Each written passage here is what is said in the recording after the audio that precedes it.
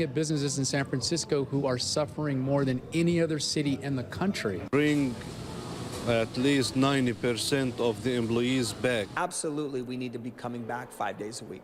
Struggling small businesses, shuttered stores, and even more could close in downtown San Francisco if there is not some change. Good afternoon. Thanks for joining us. I'm Larry Beal. And I'm Kristen Z. Part of building a better Bay Area includes supporting small businesses.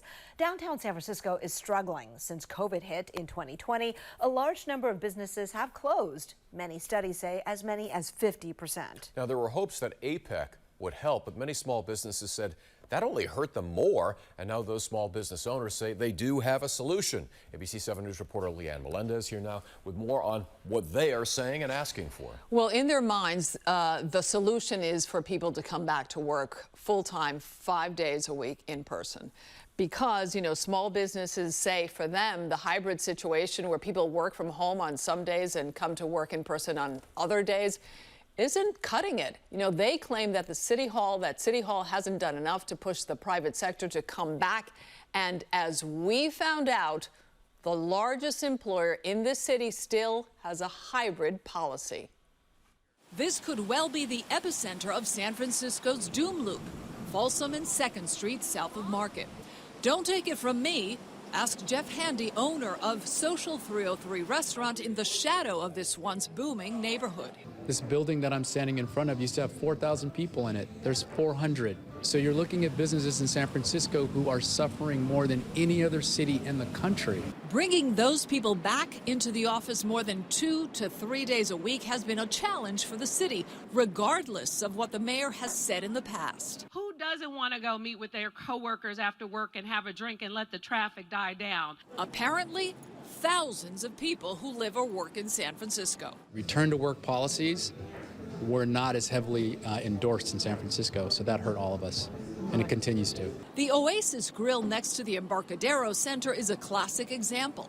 Since COVID, they have not recovered and find that the private sector has little interest in supporting small businesses. He, too, thinks the downtown recovery is achievable if people come back into the offices. To bring at least 90% of the employees back. Because How do you do that? I don't know, this is maybe the mayor should do that, the government. We asked a government official how the city plans to bring back the workforce more often than just a few days. We are exponentially impacted by the amount of tech and public service businesses that have chosen to remain remote. And so at the end of the day... But the city, hold on a minute, the city also has employees still working from home. They do have the ability to stay home 2 days a week. And again, that is the decision of the mayor, ultimately the mayor. Should that change? I think we are in a place right now where we can go to flex schedules. We can allow people to do not necessarily 9 to 5 in some areas, but absolutely we need to be coming back 5 days a week. Next stop, the mayor. Will you ask city employees to come back to work 5 days a week? So to be clear, most of our 34,000 city employees are back at work. Most of them, but I think you see City Hall is pretty much at capacity in other city buildings.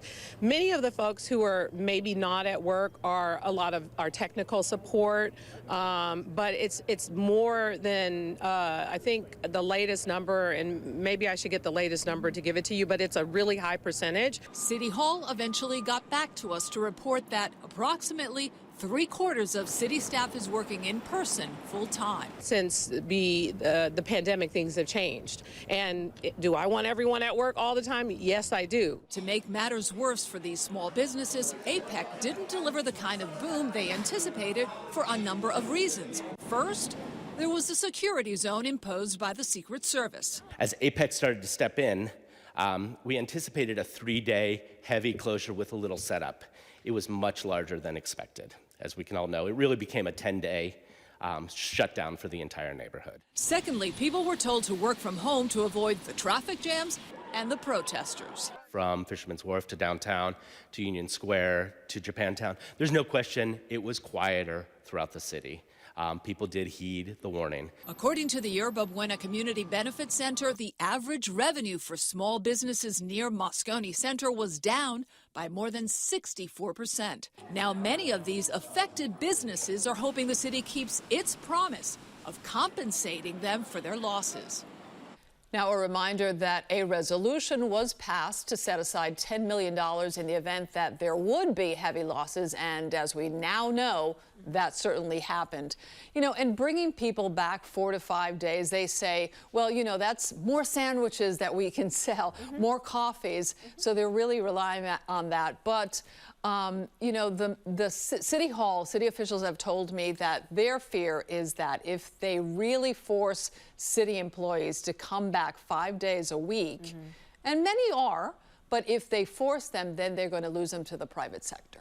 That could be. They're competing That could be. this year. That's why it's so tough. Absolutely. Yeah, it's going to be hard to force people back into the city. Thank you, Leanne. Yeah.